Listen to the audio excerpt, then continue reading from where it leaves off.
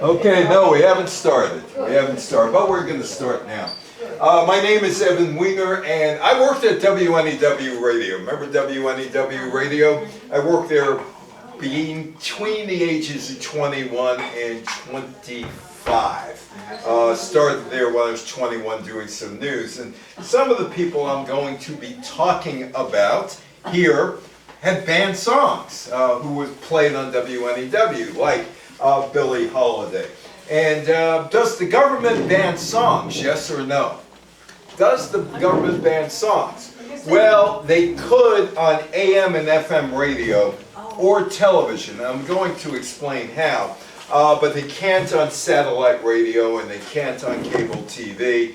And generally, it's up to the owners of a radio station or radio network whether or not they want to ban anybody. The American government cannot ban a song from terrestrial radio, which is AM and FM, but the Federal Communications Commission has rules that regulate AM and FM radio along with over-the-air TV.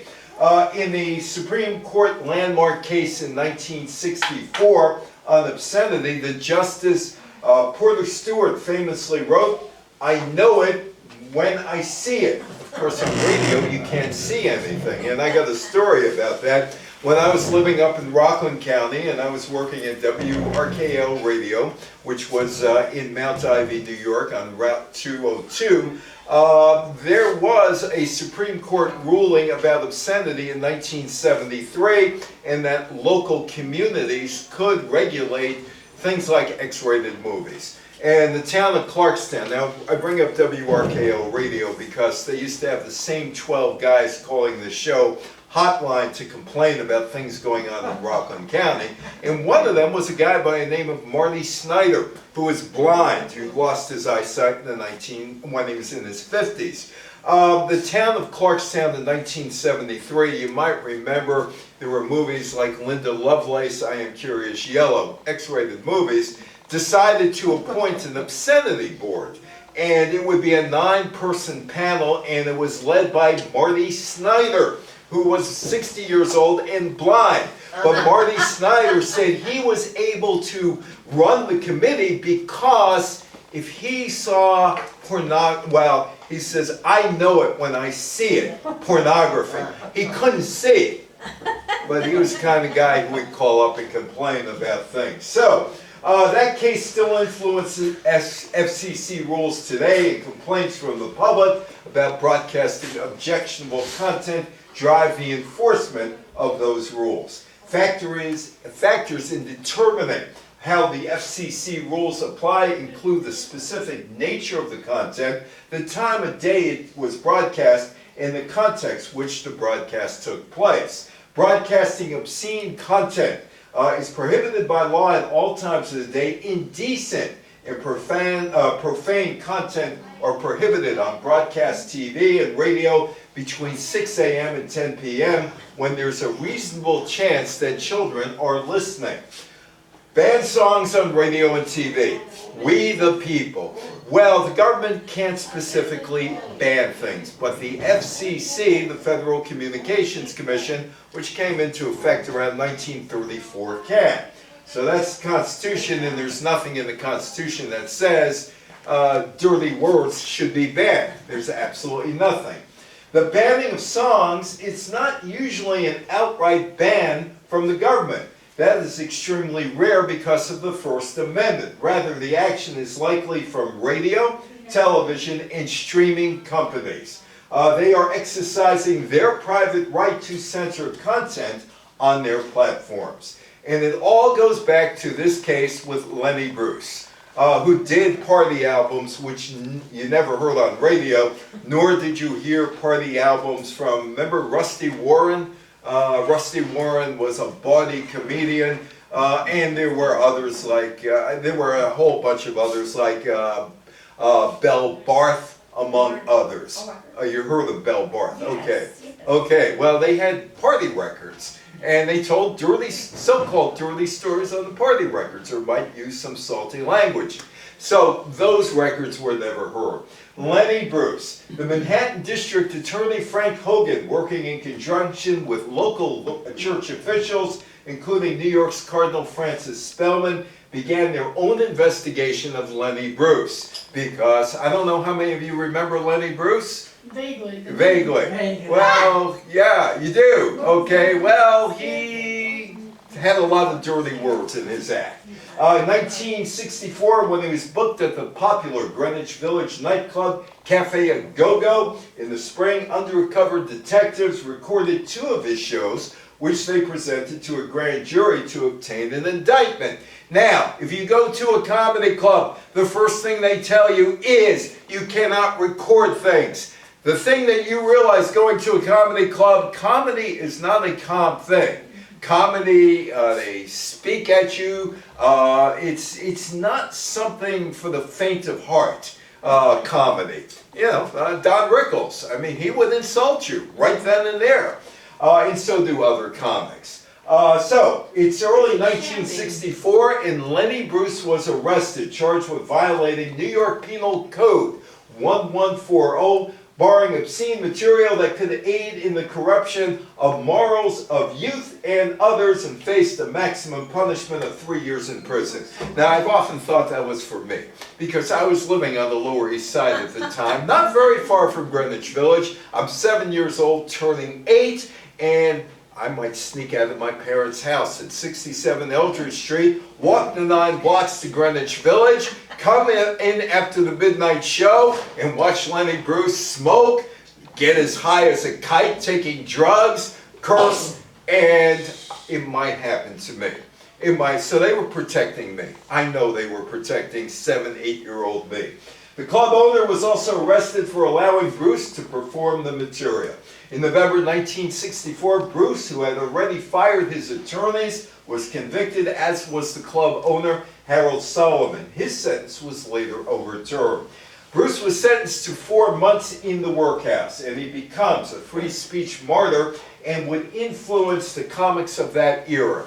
Joan Rivers, George Carlin, Richard Pryor. Now remember, in those days, comics like Nichols and May would put out recordings. Alan Sherman put out recordings, so it was not unusual for people to put out recordings, comedy acts.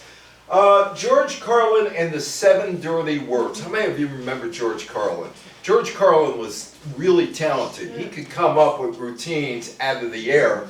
Most comics strive to get 2 routines in their entire career. He could do that in 2 weeks. Anyway, court bans 7 dirty words. That's the Los Angeles Times. It is May 27, 1972, and the comic George Carlin took the stage at the Santa Monica Civic Auditorium in Southern California. Recording material for a new album, Class Clown, he debuted a monologue called 7 Words You Can't Say on Television. And if you read it real close, you can figure out the 7 words. I do not want to offend anybody. But everybody in the comedy club was laughing, or at the Santa Monica Civic Auditorium. They found it really funny. And they applauded it as he's talking about these 7 words. Well, he toured with Lenny Bruce a decade earlier when Bruce was arrested in Chicago for saying at least 2 of those forbidden words during the show. George Carlin was arrested in Milwaukee, Wisconsin on July 21st, 1972 for violating obscenity laws after performing his 7 words you cannot say on television routine at Summerfest. And there he is. He's arrested. And this arrest and a subsequent recording would set the tone for what you could do on radio and TV. He was charged with profanity and disturbing the peace, but the case was eventually dismissed because the language, while indecent, was not considered obscene enough to violate obscenity laws. At around 2 p.m., it's October 30th, 1973, and the New York City radio station WBAI, anybody listen to WBAI here? I have a few people who have told me, you do. Maybe. You do. They run a lot of controversial stuff. and what would be called leftist stuff today, although I don't see why it's called leftist stuff. But anyway, so it was about to air a recording with potentially offensive language and proceeded to play an offshoot of Carlin's routine, this one entitled Filthy Words. The CBS executive John Douglas, a member of a watchdog group called Morality in Media. I often wonder about these titles, morality in media. Whose morality? My morality, your morality, or his morality?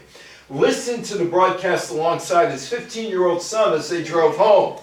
Well, if he's worried about his teenage son listening to this, he really isn't worried all that much. And anyway, so WBAI sponsored George Carlin at the Beacon Theater November 10th of that year. Douglas filed a complaint with the Federal Communications Commission a few weeks later over the language aired in the middle of the day. In February 1975, the FCC issued a declaratory order that determined the broadcast to be indecent and threatened to impose sanctions on the Pacifica Foundation, which owned and still owns WBAI. 1977, the United States Court of Appeals for the District of Columbia Circuit ruled in favor of the broadcast 2-1. Goes to the Supreme Court. On July 3rd, 1978, the Supreme Court issued its landmark ruling in the Federal Communications vs. Pacifica Foundation case, upholding the FCC's power to determine language guidelines and limitations by a 5-4 margin. In other words, the FCC set the rules for obscene material. But there's so little obscene material. Well, let's go back to 1939. And let's go back to this song called Strange Fruit by Billie Holiday. Anybody listen to that song? Well, it's about lynching. Yeah. The song is about lynching. And that made a lot of people extremely uncomfortable, including people in high places. Strange Fruit is a protest song from 1939 that uses the metaphor of a lynched black person's body hanging from a tree as strange fruit. The lyrics were originally a poem penned by, or called Bitter Fruit, written by a Jewish American teacher and activist, Abel Meeropol, under the pseudonym of Lewis Allen. He wrote the poem after seeing a gruesome 1930 photograph of the lynching of Thomas Shipp and Abram Smith in Marion, Indiana. By the way, Marion, Indiana was one of the places where the KKK was formed. He set the poem to music and eventually introduced it to Billie Holiday while she was performing at New York's first integrated nightclub, Cafe Society in Greenwich Village in 1938. It was the Cafe Society, an alleged communist hangout. Holiday was apprehensive about performing Strange Fruit. She worried that nightclub patrons would not want to hear a political song, and she feared harassment and violence by racist listeners. She was 23 years old at the time. But she did go ahead and record Strange Fruit. Billie Holiday's record label, Columbia, refused to let her record the song, fearing a backlash from southern radio stations and retailers. Holiday defiantly recorded it with the independent jazz label Commodore Records on April 20th, 1939. And this starts a period of about 2 decades of problems that Billie Holiday would have. These are the opening lines. Southern trees bear a strange fruit, blood on the leaves and blood at the root, black bodies swinging in the southern breeze, strange fruit hanging from poplar trees. The song's power and Holiday's courage and swagger singing it angered the Federal Bureau of Narcotics Commissioner Harry Anslinger, who is openly racist. He became obsessed with silencing her, and his agents targeted her for drug possession, leading her to imprisonment and the loss of her cabaret license. The song kept growing in popularity, eventually selling over 1 million copies. However, Strange Fruit was blacklisted by many radio stations across the United States and around the world. The operators of the radio stations banned this song. Why did they ban it? The message about lynching in the United States in 1939, and was banned elsewhere around the world. The government did not ban the song. The operators of radio stations. Now, how about a song like Rum and Coca Cola? How many of you remember the song Drinking Rum and Coca Cola? Okay, so is that an inconsequential song? Is it a song that, okay, it was a #1 hit, but was it a song that should have been banned? Yes or no? No. It was. It was. Drinking Rum and Coca Cola, the Andrews Sisters. Rum and Coca Cola by the Andrews Sisters was not completely banned, but major radio networks refused to play it because it mentioned an alcoholic beverage, rum, and a commercial product, Coca-Cola. That was changed in some versions of the song to lime and cola. The Andrews Sisters sang about going on vacation to Trinidad and downing a couple drinks. And this is 1944. Why were 3 women going to Trinidad by themselves to down drinks? Well, that was morally offensive to some radio station owners. There is nothing obscene about this song, except it was banned. The song lyrics were written by the comedian Maury Amsterdam, remember Maury Amsterdam? And were considered racy for their time, as they could be interpreted as referring to prostitution. Prostitution. I don't think Maury Amsterdam was worried about prostitution when he was writing this song. But there is a line, both mother and daughter working for the Yankee dollar, inferring prostitution. This is how crazy this is, but it gets crazier. Not in this song, but it does. It was the top-selling song of 1945 in the United States. Now, how many of you listened to rock and roll in the 1950s? Okay. There was an absolute attempt to destroy rock and roll. Absolute attempt, because it was Negro music. And they did not want it. And it starts with this guy, Alan Freed. How many of you remember Alan Freed, the disc jockey? Okay, it starts with him in Cleveland, Ohio in the early 1950s. In an effort to introduce rhythm and blues to a broader white audience, which was hesitant to embrace black music, Cleveland, Ohio disc jockey Alan Freed uses the term rock and roll to describe rhythm and blues in 1951. Freed called the rhythm and blues records he played rock and roll. Rock and roll was a slang term for having sex in the Negro community. In 1922, there was a song sung by Trixie Smith called "My Man Rocks Me with One Steady Roll," featuring the words rock and roll. So that is where rock and roll comes from, that 1922 song. Now, if you notice this crowd, it's an all-Negro crowd. That's Alan Freed. He's a white guy. And this is the Cleveland Arena in 1952. And this is where rock and roll starts. And this is where the authorities want to stop it immediately. It is March 21st, 1952, and the Moondog Coronation Ball is to feature Paul Williams and his Hucklebuckers. How many of you remember Do the Hucklebuck? Yes. Well, he called the Hucklebuck, or the Hucklebuckers after the song. In Tiny Grimes and the Rocking Highlanders, a black instrumental group that performed in Scottish kilts.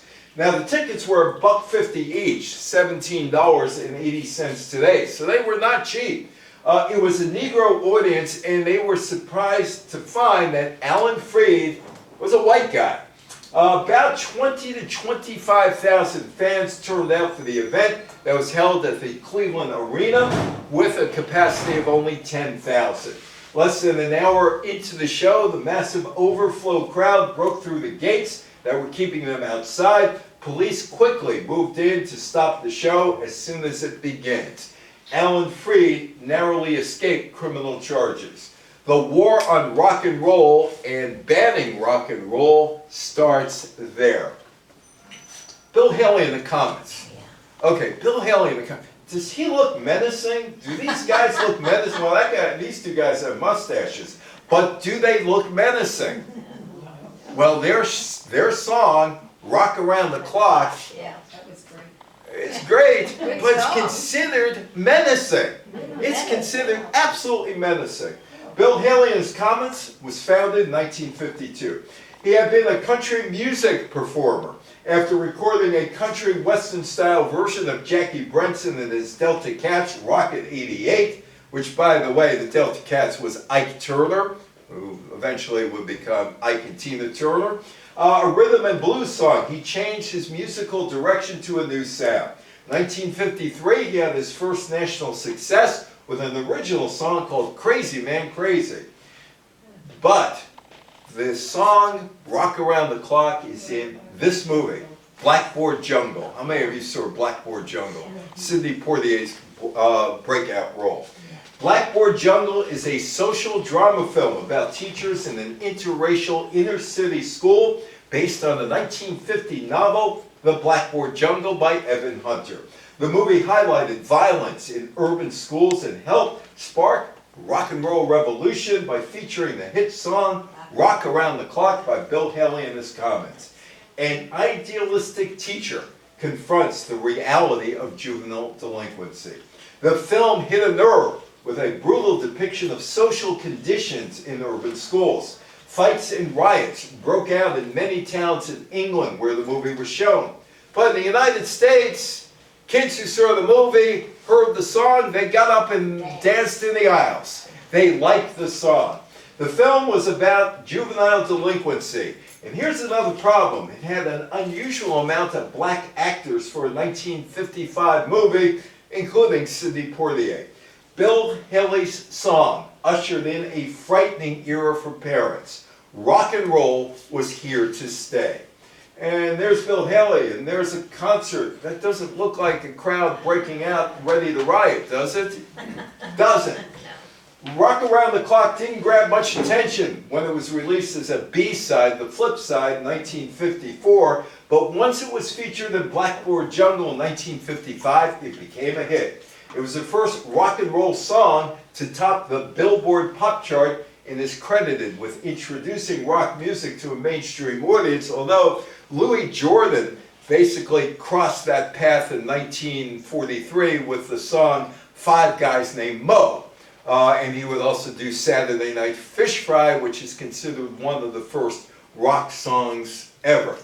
In 1954, in April, Bill Haley and his Comets recorded a song with the title Rock Around the Clock as a late addition to their A-side single, 13 Women and Only One Man in Town, which was about an atomic bomb blowing up a town, which left him and 13 women, and he had to populate the place again. And it's actually an interesting song to listen to. That song sold about 75,000 copies. When MGM signed a deal with publisher Jimmy Myers for the use of Rock Around the Clock and Blackboard Jungle, it was not a well-known song. Juvenile delinquents, do these guys look like delinquents? Bill Haley and his Comets. They do not look like delinquents. In fact, he looks like a guy who could be behind the counter in a grocery if you gave him, the white smock. The film's director, Richard Brooks, decided to play Rock Around the Clock over the opening credits of the film. Adults were shocked by the film's violent disobedience of the teenagers, the disobedience of the teenagers. But younger audiences, their reactions were totally different. Many cinemas, kids were dancing in the aisles when the song was played. In some theaters, there was a perceived link between rock and roll and rebellion, which led to abnormally bad behavior. How many of you like Rock Around the Clock? How many of you were juvenile delinquents? You were a juvenile delinquent. In 1955, local officials in Atlanta, Georgia, and Memphis, Tennessee banned the movie Blackboard Jungle. The lyrics include, "We're gonna rock around the clock tonight." They weren't explicit or obscene, but government officials feared the song and the movie would inspire juvenile delinquency. There were riots in West Germany that led to a ban of rock and roll concerts in West Berlin. A perception was born. Rock and roll led to juvenile delinquency. But Rock Around the Clock sold over 1 million copies in 1955. By the way, how many of you had transistor radios that you put under the pillow to listen to music, to stay away from your mother and father? I've had a number of people who have told me that. He's a bad boy. Look at them. Look at these guys. They're all bad guys. Look at them. The guy with the horn-rimmed glasses, look at them. They're all bad boys. On September 15, 1956, in England, the BBC announced it was removing Bill Haley and his Comets hit Rocking Through the Rye from its playlist, claiming the lyrics clashed with traditional British standards. The record was based on an old 18th century Scottish folk music tune made famous by the poet Robert Burns, stood at number 5 on the UK chart at the time. The BBC took issue with one line. All the lassies rock with me when rocking through the rye. Remember the Trixie Smith song. So they were upset. Gone. Here's a song that addresses it totally. How many of you remember Frankie Lyman and the Teenagers? Heard of them. Yes. You know, Goody Goody, you know, that was one of the songs, Goody Goody, you know, they did one of those songs, I Am Not a Juvenile Delinquent. Frankie Lyman and the Teenagers. Rock and roll is all about sex and violence. At least that is the perception. And it also featured black musicians, which meant rock and roll was becoming a threat to society. In the 1950s, there was a worry that rock and roll would pull the white man down to the level of the Negro as part of a plot to undermine the morals of the youth of our nation. But there's an irony in here. How many of you like Jerry Lee Lewis, the killer? Jerry Lee Lewis, the killer. Okay, he's there pumping that piano and all that other stuff.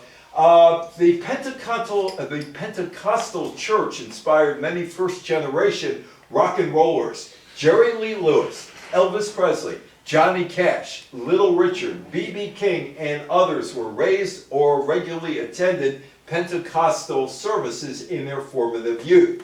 Rock and roll, the soundtrack of rebellion, and the music of sideburn delinquents, you know, Elvis had sideburns, and teenage consumers owed a surprising debt to religion. Gospel music was also a major influence. And teenagers wanted their own music. Anybody go to a sock hop like that, wear the poodle skirts and all that? Teenagers didn't want Frank Sinatra. They didn't want Al Jolson, although Al Jolson was dead by 5 or 6 years by this point. They didn't want Bing Crosby. They wanted their own music. The pop music of the early 1950s was bland. The economy was booming in the United States. No competition for steel and other things because Europe and Japan were rebuilding. So the United States economy was sizzling. Teenagers had pocket money. They worked part-time jobs. The American economy was white hot, and that swelled the disposable income of high schoolers and college students. The independent-minded youth wanted their own sound. Why rock and roll? Why rock and roll? Did you go to parties like that? It was fun. Rock and roll, a new style of music which drew inspiration from African-American blues music, embraced themes popular among teenagers: young love, rebellion against authority, the perfect storm, music aimed at teens in their pocketbooks, a new technology, the transistor radio. Rock and roll had arrived. But there are guys in the South like this guy, Asa Carter, who said, no way it's going to happen. And we're going to threaten radio stations. You play this stuff, we're going to threaten your livelihood. Segregationists would ban all rock roll hits, Billboard magazine. High school and college students, taverns and restaurant owners, radio stations. And most of all, jukebox operators are up in arms over a declaration by a white Citizens Council-led group that rock and roll has to go. Asa Carter, executive secretary of the North Alabama Council, said at a rally that rock and roll music was inspired by the National Association for the Advancement of Colored People and other pro-integrationist forces. He indicated that the council would punish the names of music operators and location owners who failed to ban the records. April 15th, 1956, Time magazine. White Council versus rock and roll. The White Citizens Council of Alabama, formed to fight desegregation, are equally opposed to jazz, which they consider part of the NAACP's plot to mongrelize America. Ace Carter, self-appointed leader of the North Alabama Citizens Council, said last week that bebop, rock and roll, and all Negro music are designed to force Negro culture on the South. And here's Frankie Lyman and the Teenagers, and they get themselves in trouble. 1956, Asbury Park, not far from where Count Basie, Red Bank, was born. Frankie Lyman and the Teenagers were stars. In Asbury Park, New Jersey, Joseph William and Albert Riediker, jewelers who have been leasing Convention Hall from the city for 10 years, were looking for a rock and roll act to book for a summer show at the venue.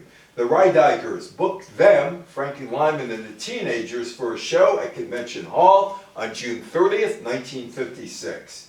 Hey, they were teenagers. I wonder if they had working papers, because they were going to hit the stage at 11 o'clock. 11 o'clock at night. Teenagers weren't supposed to work at 11 o'clock at night, were they? Anyway, so just before the clock strikes 11, they hit the stage. Kids press forward on the floor to get a closer look. Teenagers had barely started their second song when a fight broke out. Asbury Park police were called to the scene, restored order. But fighting broke out again. By midnight, Joseph Riediker had called off the show. 3,000 disappointed teenagers spilled onto the boardwalk. More fights broke out. According to newspaper accounts at the time, Asbury Park police called for backup, eventually summoning police officers from as far away as Red Bank and Long Branch. 25 people were injured, although most suffered only cuts and bruises. Dozens of teenagers taken into custody, but police would only file charges against 8 of them. Price per ticket, $1.80, which would be $21.20 today. Convention Hall, New Jersey's largest dance floor, 3,000 comfortable seats, dance and show. Saturday, June 30th, Frankie Lyman and the Teenagers. Direct from Hollywood, new recording sensation Freddie Price, don't worry, you've never heard of him, and his entire orchestra, $1.80, 8 o'clock in the evening to 1 a.m. Time magazine, July 23rd, 1956. You remember those Bill Haley and his guys? Well, New Jersey bans Bill Haley. After a riot in Asbury Park, New Jersey's Convention Hall that sent 25 vibrating teenagers to the hospital, Mayor Roland J. Hines slapped a rock and roll ban on all city dance halls. Taking the hint, Jersey City canceled Jasmine Paul Whiteman's Rock and Roll Under the Stars show at the 24,000-seat Roosevelt Stadium. How many of you have heard of Paul Whiteman? Yeah. Okay, he was a jazz guy. Yeah. He was also the guy that dared George Gershwin to write a composition for a concert at Carnegie Hall, February 12th, 1924. Do you know what the name of that composition was? Rhapsody in Blue. Yeah. So this guy was a rock and roller, wasn't he? Yeah. Paul Whiteman, a real rock and roller. Bill Haley and his comments were among the groups shut out by the Jersey City band and put up a defense of sorts on records. On choruses of a ditty called Teenager's Mother. Sample lyrics defend the band's action. Teenager's mother, are you so right? How do you forget so soon? How much you like to do the Charleston. Yeah. Remember, the Charleston was a dance that was, well, if we could ban it, we'd love to ban it. We'd love to ban it. 1956, 21-year-old Elvis Presley. TV and stardom, and it comes real quick for Elvis. Comes overnight, literally. January 10th, Elvis records Heartbreak Hotel. January 28th, Elvis makes his first TV appearance on CBS TV stage show singing I Got a Woman, which Ray Charles did, Shake, Rattle, and Roll, which Big Joe Turner did, Flip, Flop, and Fly. February 11th, everything changes. Heartbreak Hotel is released, and it is a huge hit. April 3rd, Elvis appears on the Milton Berle Show. April 6th, Paramount Studios signs Elvis to a 7-year movie deal. June 5th, Elvis returns to Milton Berle's show and sings Hound Dog and goes, His hips. his hips. Elvis is obscene. He's obscene. Look at him. What do you think? Obscene or not? No. No. You were young women at that time. Yeah, I was. He was a good-looking guy, wasn't he? He was very He's good a looking. good-looking guy. Elvis the Pelvis, Bob Hull's column in the Los Angeles paper. Elvis the Pelvis, the teenage singing idol who made his break into the big time a short while ago on Milton Berle's show, helps Uncle Milty close out his season tonight. That was in the Los Angeles Herald Examiner, the TV talk column, June 5th. No one knows how the nickname started, but to some it was meant to diminish his talents. And Steve Allen, well, he's going to cut him down to size. There is Elvis singing Hound Dog, complete in formal attire with a basset hound, also in a tux. And this is going to cut Elvis down to size. It's July 1st, 1956. Steve Allen was competing against Ed Sullivan on Sunday night, and the show booked Elvis. It would bring Allen some badly needed eyeballs in front of the TV. Meanwhile, back in those days, people, for whatever reason, listened to newspaper columnists, whether it's Walter Winchell or whether Parsons, Heather Hopper, anyway. The columnist Charles Mercer was among those who urged Steve Allen to cancel Presley's appearance on the show. Who is Charles Mercer to tell Steve Allen you can't have Elvis on your show? He's a guy who's writing his thoughts in a little 800-piece thing that you can put together in about 6 minutes. But these guys had power, for whatever reason. NBC even weighed on Elvis's shenanigans. "We think this lad has a great future," a network spokesman said, "but we won't stand for any bad taste under any circumstances." As teenagers, was Elvis in bad taste? Not to me. Not to you. No. Not to you. But he was to the suits. And finally he gets on Steve Allen.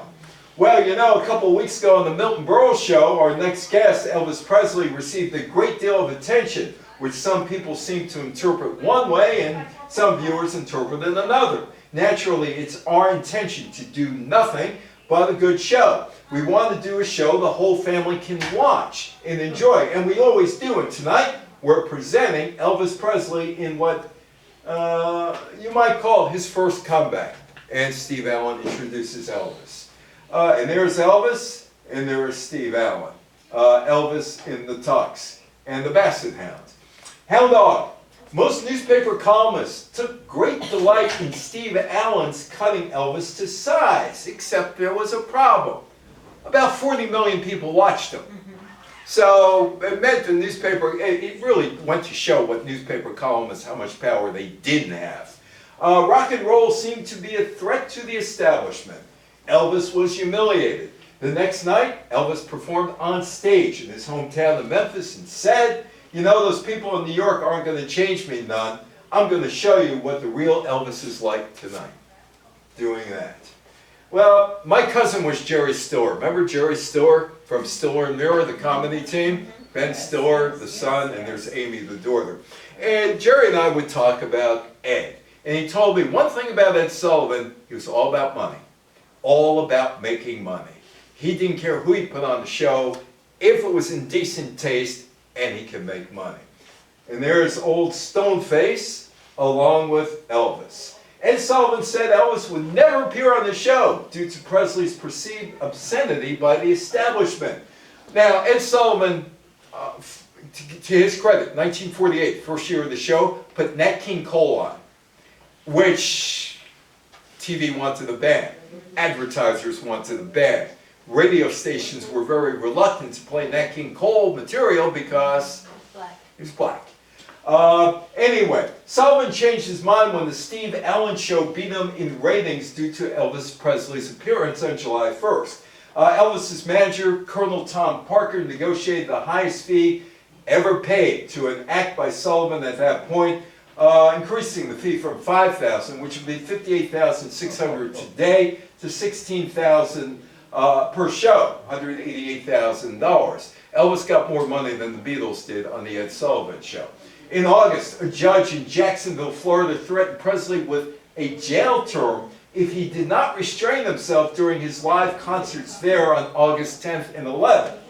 Elvis was reduced to moving his pinky. That was it. They're really going after these songs. And there's Elvis and the Jordanaires.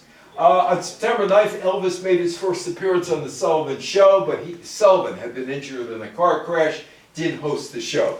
The English actor Charles Laughton was the master of ceremonies that night. Elvis attracted 60 million viewers. Elvis was in LA and through the magic of AT&T lines was on the show. Elvis was back in New York for the second time. He was on the Sullivan Show October 23rd. Ed was back, he recovered. Viewers saw a head-to-toe sight of Elvis performing Love Me Tender, Don't Be Cruel, and Hound Dog, and doing that. Problems began because of the gyration.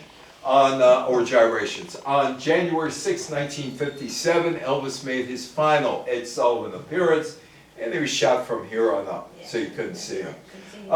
Here's Alan Freed again, and he's back in the middle of it. The show is called The Big Beat, and it is impacted by Jim Crow.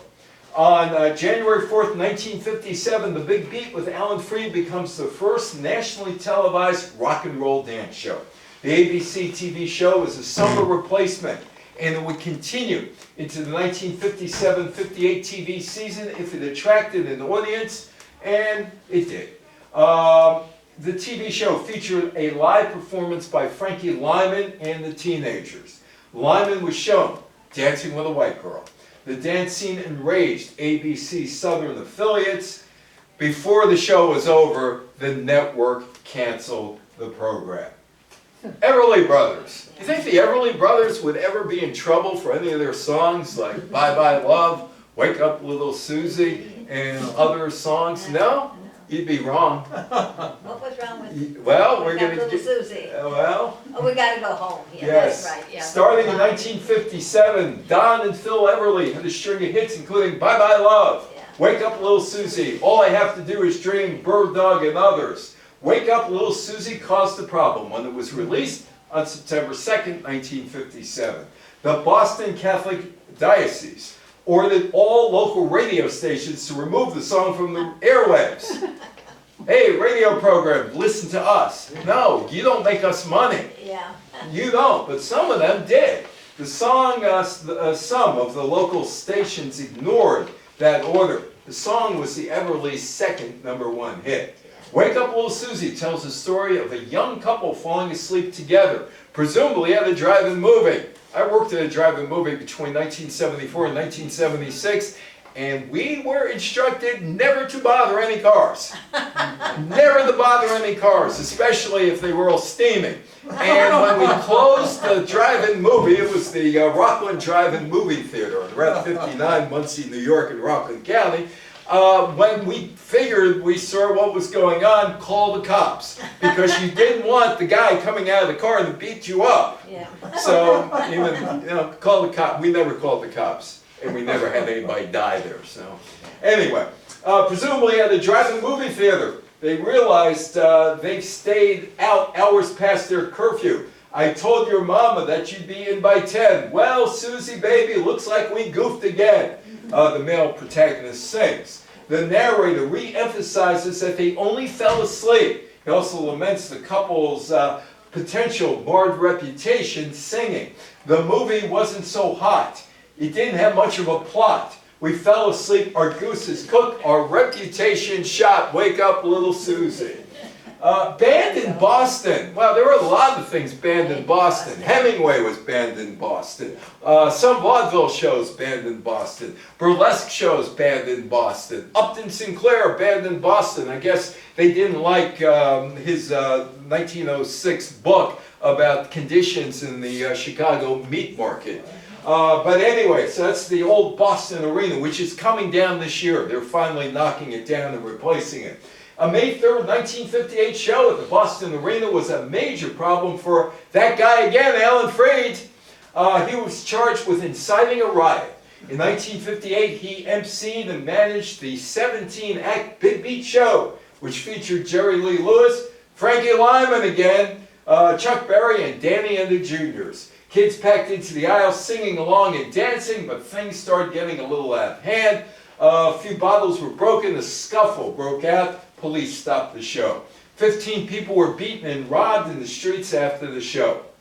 None of the perpetrators were ever caught. The only arrest following the melee was of Alan Freed, who was charged with inciting a riot. The case never went to trial.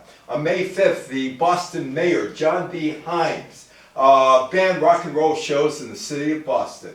These so-called rock and roll musical programs are a disgrace and they must be stopped. As far as I'm concerned, Boston's seen the last of them. Other East Coast cities banned rock and roll shows. How about Mack the Knife? That was banned. You know Mack the Knife was banned? I didn't know that. Oh yeah. Should have been banned, yes or no? I mean, it is about a psycho who goes killing people. But should it have been banned? No, Yes or no? I don't think so. Okay, on September 4th, 1959, WABC Radio in New York City banned Bobby Darin's Mack the Knife in the wake of some stabbing incidences in the city. The song was written by Bertolt Brecht and Kurt Weill for their 1928 musical Three-Penny Opera, which includes the line, "On a sidewalk, blue Sunday morning, lies a body just oozing life." I didn't know, I once interviewed Lottie Lenya. She was about 80 years old. She hated being 80 years old. She didn't want anybody to know because she was a beautiful young woman. And she was miserable as could be. But she's mentioned in the song, Lottie Lenya. She lived up in Rockland County. The BBC also banned the tune, but Darin's single went to #1 in both the US and UK and earned him a Grammy for the record of the year. Before Darin, Louis Armstrong recorded a version of Mack the Knife in 1956. That version was also met with a similar reaction, with some radio stations refusing to play it due to the violent nature of the lyrics. The Nazis banned Mack the Knife and the entire play, Three-Penny Opera, in 1933. Well, you know why, the writers, because they considered it a social critique and the work of their creators to be degenerate and a threat to their ideology. They were both persecuted, forced into exile, and their works were outlawed by the Nazi regime. How about this one? Will You Love Me Tomorrow? The Carole King song. Yes or no? Banned or not banned? It says it was banned. It was banned. I can see where it would be. Yeah, it was banned. It was written by 17-year-old Carole King. Written from the viewpoint of a 17-year-old Carole King. It was also written by her boyfriend and husband, Jerry Goffin, in 1960. It was the first ever #1 song by an all-black female group, remained on the charts for 15 weeks. Song is about female adolescence and the challenges of being a girl who longed for both love and sex at a time when only bad girls would admit such a thing. And I went to junior high and high school in the late 60s and 70s, and early 70s, and we said, oh, she's a bad girl. That stuck, that reputation stuck, even into the 1970s. The song was banned by some radio stations for suggestive lyrics about sex. Okay, this takes the cake. This song, Louie Louie. How many remember Louie Louie? Louie, Louie. This song, The Strange Investigation of Louie Louie. It was never banned, but the United States government spent millions of dollars trying to figure out what Jackie Louie, who's singing the song, is saying in the song. Louie Louie is a song written, composed, and recorded by American musician Richard Berry in 1956, released in 1957. It should have faded into obscurity under normal circumstances. But on April 6, 1963, the Kingsmen, a rock and roll group from Portland, Oregon, chose to record Louie Louie for the group's second recording. Now the problem with the song was that it was an instrumental, and at the last minute, Jack Ely recorded vocals over the instrumental track. The vocal was terrible because of where they placed the microphone, and the words were not clear. Well, because the words aren't clear, and by the way, Herb Alpert and his record company said no because couldn't understand the words. It was poorly recorded. The song was headed to obscurity, but Boston disc jockey Arnie Ginsberg played it as the worst record of the week. But people in Boston started buying the record. It started selling nationally, and it reached number 2 on the Billboard Hot 100 chart. That's when the trouble starts. The Indiana governor, Matthew Welsh, asked the State Broadcasters Association to ban the Kingsmen song, Louie Louie, because he considered it pornographic. They didn't know what the words were, but it was pornographic. And then J. Edgar Hoover and the FBI become involved. Now think of this. This is a song which is recorded poorly that they're worried about. Why? Well, the song's popularity among a new generation of rock and roll teenagers brought it to the attention of some concerned citizens. One of them, a father of a teenage girl, wrote Robert Kennedy, who's then the Attorney General, to complain about the song's possible obscenity, prompting an FBI investigation. The FBI investigation dragged on through 1965. With each laboratory exam, they took the tapes to laboratories to analyze them, to analyze the sound, which each laboratory examination of the record deemed inconclusive. No one could determine what Ely was singing, so the record couldn't be declared obscene. But they interviewed all these people except for one person. They did not interview Jack Ely. And there's the Kingsmen. They look like a group that's going to cause trouble. The Kingsmen. Ben F. Weppel, the Secretary of the Federal Communications Commission, wrote to One Records, which was responsible for the 1963 pressing of the record, to ask whether even though unobjectionable lyrics were used in the recording of the song, was there improper motivation on part of the singers in making the recording so unintelligible as to give rise to reports that they were obscene. That's what they're right. They're spending thousands upon thousands upon thousands of dollars on this. There was no public information detailing how much money was spent on the investigation. The FBI spent months listening to the song at various speeds in an effort to decipher the lyrics. The FBI found nothing in the song that was obscene. Sullivan again, censorship. Remember the Doors? Jim Morrison, Ray Manzarek, John Densmore, and Robbie Krieger. 1963, CBS executives requested Bob Dylan either change the choice of song or lyrics. The song, Talking John Birch Paranoid Blues. Dylan replied, "If I can't play my song, I'd rather not appear on the show." Mick Jagger agreed to change the lyrics of his and Keith Richards' song, Let's Spend the Night Together, to Let's Spend Some Time Together, which featured Mick rolling his eyes on camera while singing. What's the difference of Let's Spend Some Time Together and Let's Spend the Night Together? It's too specific. Well, night together suggests sex. But time together could also suggest that. Not really. If you work nights, the Doors vocalist Jim Morrison, while singing the song Light My Fire, performed the song his way, regardless of censorship requests. The hit song with the lyrics, "Girl, we couldn't get much higher," was supposed to be unsuitable for primetime television at the time, thus the request for the lyric change. Jim Morrison is seen during the Sullivan performance not only ignoring the request, but screaming the lyrics higher. It was the Doors' last appearance on the show. Aretha Franklin was censored. Aretha Franklin was censored. Not because of what she was singing. No, it wasn't because she was singing. Aretha Franklin gave an account of being pulled from Sullivan's lineup for her low-cut dress because it showed too much cleavage. Aretha claimed that the show's execs asked her to change her dress because it was too revealing, to which she complied. However, her alternate dress was apparently not up to the show's standards. Aretha was scrapped from that Sunday night's show. More popular than Jesus, the Beatles. And the record burning in the South again, in the South. Datebook magazine printed a 3-month-old quote that John Lennon gave to Maureen Cleave for a magazine piece. It was ignored by the English and international media. Datebook printed it in July. Lennon said, "Christianity will go, it will vanish and shrink. I needn't argue about that. I know I'm right, and I will be proven right." We're more popular than Jesus right now. I don't know which will go first, rock and roll or Christianity. Jesus was all right, but his disciples were thick and ordinary. It's them twisting it that ruins it for me. Well, it's the Bible Belt, and the Bible Belt is upset.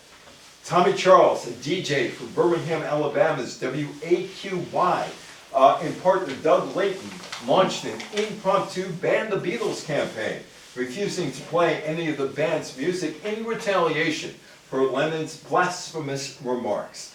Al Ben of the Birmingham office of United Press International listened to WAQY on his way to work and filed a story about the Beatle boycott. The story was picked up around the United States. Lennon would apologize, but the damage was done. God forever, Beatles never. Radio stations from Ogdensburg, New York to Salt Lake City, Utah followed WAQY's lead and banned Beatles music. Some disc jockeys smashed their records on the air, and Reno, Nevada's KCBN broadcast an anti-Beatle editorial every hour. South Carolina's Grand Dragon of the Ku Klux Klan nailed several Beatles albums to a cross, set it aflame at a Beatle bonfire. In Chester, while Imperial Wizard Robert Shelton of the Klan's Alabama chapter declared the Beatles brainwashed by the Communist Party and criticized them for supporting civil rights. This is serious stuff. We were being told that there were now religious zealots who actually threatened to assassinate John Lennon if the Beatles came to Memphis. Tony Barrow, the Beatles PR man, told author Bob Spitz. A cherry bomb, a blast loud enough to be heard over shrieking fans, amped up rock music, suddenly ripped through the auditorium.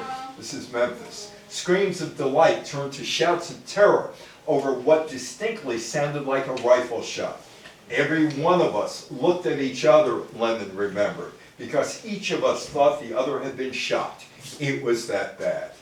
There were two banned songs. How many of you bought Sgt. Pepper's Lonely Hearts Club Band back then? On May 20th, 1967 in England, during the BBC Light program's preview of the Beatles' Sgt. Pepper album, disc jockey Kenny Everett was prevented from playing A Day in the Life. The BBC announced it would not broadcast the song due to the line, "I'd love to turn you on," which according to the corporation advocated drug use. Other lyrics allegedly referring to drugs include, "Found my way upstairs, had a smoke, somebody spoke and I went into a dream." "Lucy in the Sky with Diamonds" was banned from radio play by the BBC for what was considered references to drug use. Though there's no actual mention of drugs on any song from the Sgt. Pepper Lonely Heart Club Band album, it was assumed John Lennon was writing about his experiences taking LSD. Lennon said it was inspired by a drawing his son Julian made of a colorful woman flying through the sky. Street Fighting Man, the Rolling Stones, banned in Chicago. In 1968, after Mick Jagger attended an anti-Vietnam War rally in London and decided to write a protest song. The song, Street Fighting Man. Street Fighting Man was released in the US on August 31st as protesters were clashing with police in Chicago at the Democratic National Convention. How many remember that from those days? Some radio stations refused to play the song, worried that it would incite further violence. Chicago Mayor Richard Daley tried to ban the local stations from playing the song. It didn't stop the record from selling. Jagger said of the band, "It's stupid to think you could start a revolution with a record. I wish you could." The Pill, Loretta Lynn. This is country music. Loretta Lynn, one of the queens of country music, wrote a song called The Pill. And you can imagine what it was about. And you can imagine the reception. Loretta Lynn's 1975 song about birth control, The Pill, is sung from the perspective of a married woman who spent years exhausted by constant pregnancies. For her, the birth control pill represents a ticket to personal freedom and a chance to take back control of her life and body. Many conservative country music radio stations banned it, while some physicians told Lynn that it was The song was more effective at spreading awareness of birth control than any of the public health literature combined. Parents Music Resource Center. That's Al Gore's ex-wife, Tipper Gore. And that's Dee Snider. And a bunch of women and a few men decided we need to rate music. And we need to put stickers on albums to make sure that parents know that it might be our X-rated material on the record. 1984, Mary Tipper Gore, the wife of the Democratic Senator Al Gore of Tennessee, had stumbled across the Prince song Darling Nikki with her daughter Karina. Horrified by its undisguised references to masturbation, Tipper Gore began investigating the extent to which popular music was exposing impressionable youngsters to sex and violence.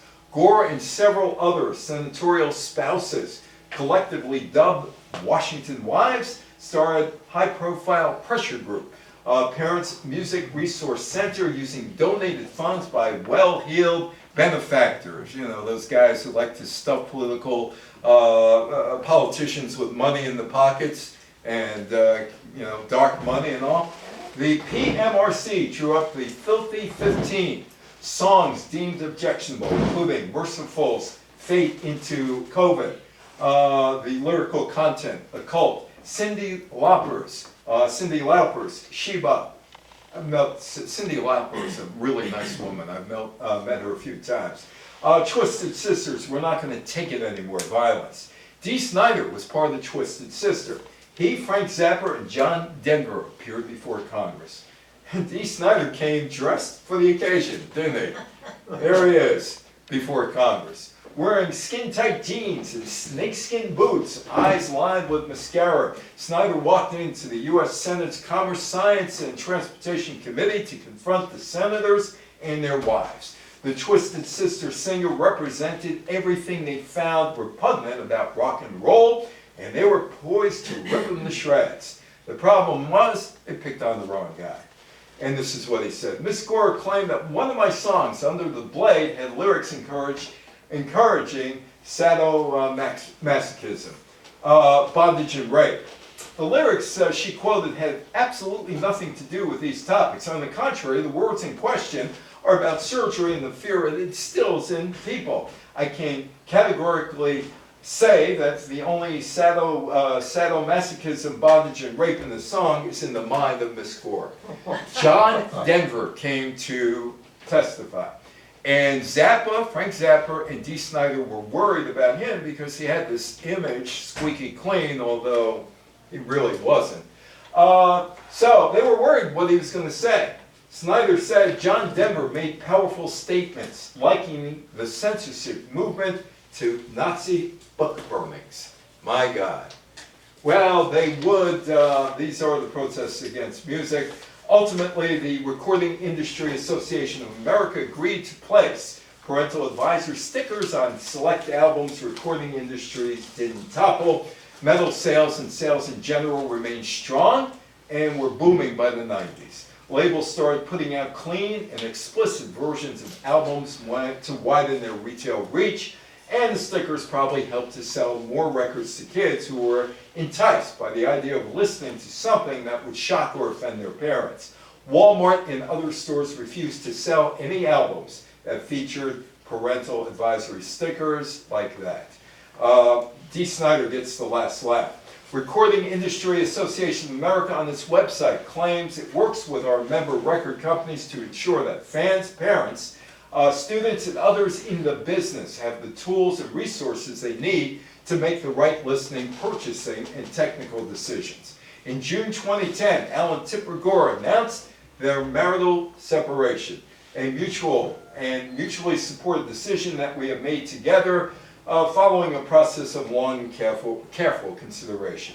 Dee Snider has been married to his wife Suzette since 1981. How did the terrorist attack impact banning of records? Should they have? Well, they did. In the days after the attacks, Clear Channel Communications, the largest owner at that time of terrestrial radio stations in the country, sent out an internal memo with songs labeled too lyrically questionable or insensitive to play on the radio.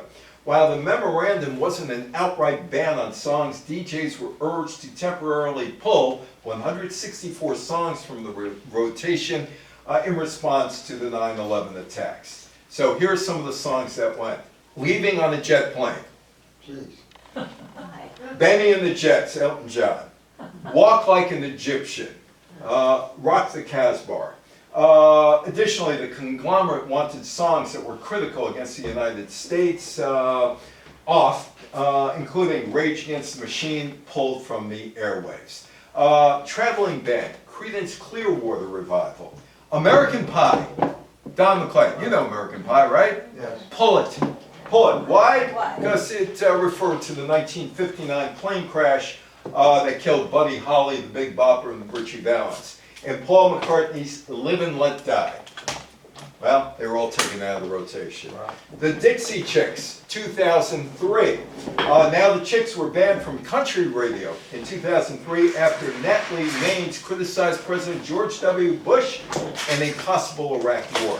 This sparked a backlash from country music fans, leading major radio conglomerates like Cumulus and Clear Channel Communications to ban their music and to pull their songs from playlists. Now, Clear Channel was partially owned by Thomas O. Hicks, who went bankrupt eventually, who had contributed a great deal of money to Bush's runs for Texas governor and the United States presidency. And we leave with the song Baby It's Cold Outside. Okay? Anybody upset with the song Baby It's Cold Outside? It's really dated. Yeah. Well, it's dated. You're right. It's dated. But my 3-year-old granddaughter loves hearing it because she was cold the other day. I said, oh, I got a song for that. Baby It's Cold Outside. I started playing it for her. It's one of her favorite songs now. Baby It's Cold Outside. Okay. So that's Frank Loesser, and he wrote Baby It's Cold Outside. Baby It's Cold Outside, and it's Christmas season now on radio. A lot of radio stations are flipping to a Christmas format now. Baby It's Cold Outside, which has nothing to do with Christmas, is played, the Tony Bennett song. There are songs that have nothing to do with Christmas, but cold weather that are played. Anyway, Baby It's Cold Outside is a popular song written by Frank Loesser in 1944 and popularized in the 1949 film Neptune's Daughter. The song was never intended to be commercially released.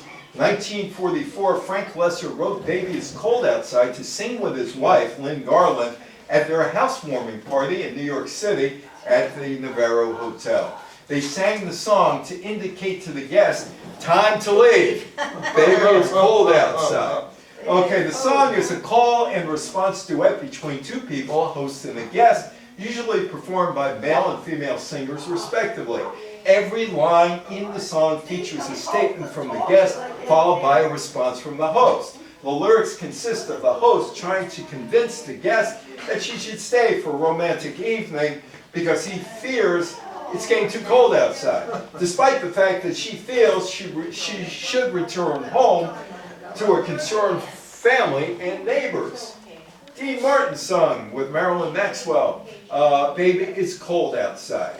Starting in 2009, 65 years after Frank Loesser wrote the song as a party closer, the tune began facing criticism for the implication of its lyrics. Say, what's in this drink?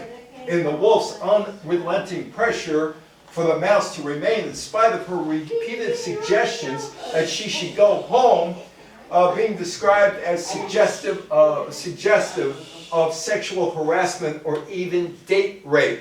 Now, That's too far. and it is going too far. Now, but some of the responses are like, yeah, that has gone too far. But it's the mouse that said, but maybe just a half drink more. And there was more. Maybe just a cigarette more. There is no conclusion to the song. Yeah, he's after her. And yeah, she says, I shouldn't do this, I shouldn't, but wait a minute, maybe I should stay. A cigarette more. By the way, what did you put in this drink? Oh, we don't know. There is no conclusion to this song. There is no conclusion other than, maybe it's cold outside. On November 30th, 2018, Cleveland, Ohio radio station WDOK announced that it removed the song from its playlist due to its lyric content based on listener input in the Me Too movement. On December 4th, 2018, Canadian radio broadcasters Bell Media, CBC Radio, which is owned by the government, and Rogers Media followed suit. Louis Armstrong did the song. There he is, dressed up as Santa Claus. Station KOIT in San Francisco, having placed the song on hold pending listeners' feedback, returned it to the playlist after 77% of the respondents opposed its removal. CBC Radio, owned by Canadians, subsequently reinstated the song as well. Following the controversy, the song rose to the top 10 of the Billboard digital sales list for the week of December 22nd, 2018, with a 70% increase in downloads. People liked the then 74-year-old song, which somehow became associated with the Christmas holidays and became a radio staple. Baby, it's cold outside. Any questions, any comments? It is your turn to talk. Baby, it's cold